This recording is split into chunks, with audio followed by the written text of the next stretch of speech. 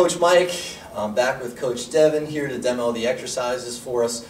So we talked about in the last video how to activate the glutes. What we're going to talk about now is how to integrate those activated glutes into a more functional pattern.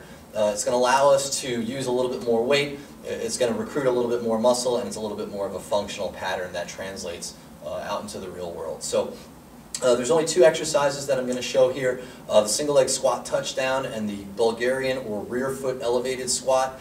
Now, even though these are on two separate videos, I mean for these to all be done as one routine.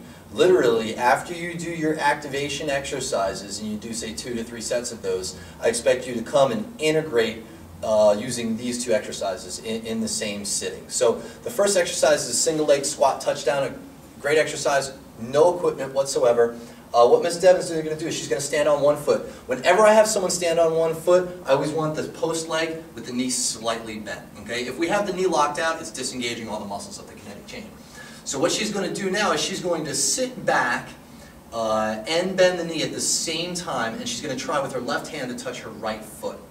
So what she's literally doing is she's trying to get this thigh as low as she possibly can while touching the foot. And the key here is that she's keeping the weight in her heel.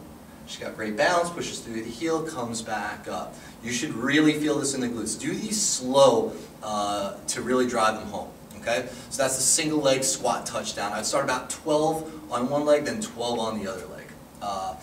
The last exercise is the rear foot elevated squat or the Bulgarian squat. We're using a chair here. I mean, we'll use benches, but for the sake of you at home, just to see it can be done with anything, she is using a chair right here. She's on one foot. She's literally jumped far enough, give me one squat, where I have her far enough where her knee is really not going out in front of her toe. Come back up, she gets tired.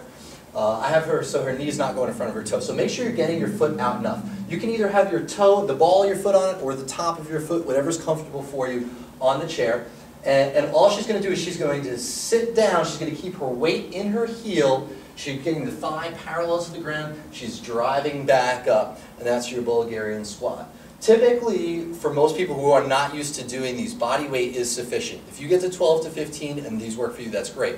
If you're going to the gym and you want to take these a little bit more seriously, a little weight goes a long way.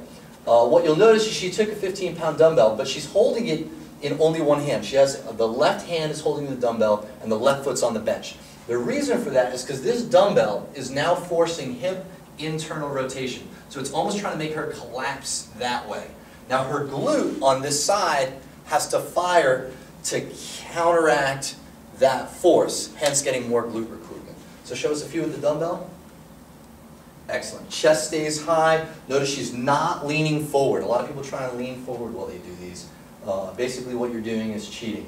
Strict form, foot stays on the bench, back knee goes as low as you can. Great stretch on the hip flexor and the back leg as well. Ms. Devin did a great job. That's what I've got. Single leg squat touchdown and your rear foot elevated or Bulgarian squat. Thanks for watching.